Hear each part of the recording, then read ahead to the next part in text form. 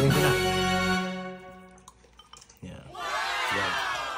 Beautiful. Hong Kong style noodle. Hi guys, ulam for tonight. Anti-dice dumpling. Ayan po. Pero gagawa tayo ng parang style Hong Kong style noodles. Para ito toppings natin. Ayan, soy sauce, sweet chili, olive oil, and then lemon. Ulam.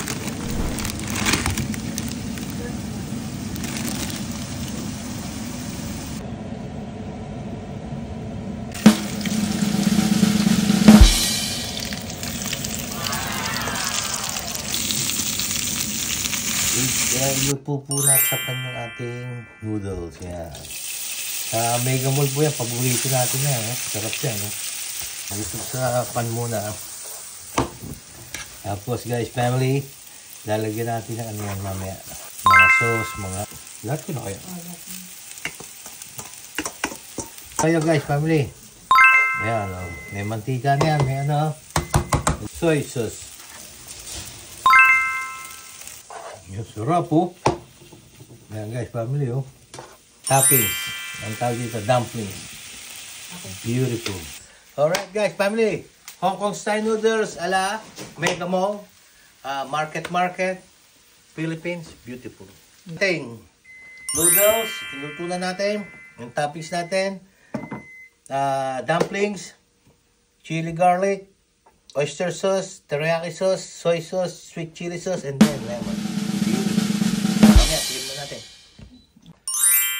Lalagyan po tayo ni Direk ng noodles, yung toppings. Ayan guys, family. Wow, sarap po. Sauces. Thank you po, Direk. Ayan, alright guys, family. Teriyaki. Soy sauce po to. Oyster sauce. Yung sweet chili.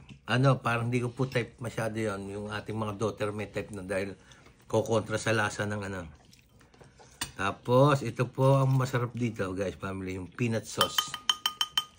Ayan, lagyan natin peanut sauce. And then, peanut chili garlic. Yum! Noodles pa lamang. Ulam na. Ngayon natin dumpling. Oh, family.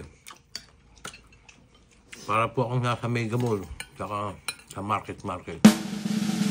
Ulam for tonight. Hong Kong style noodles with dumplings. Beautiful.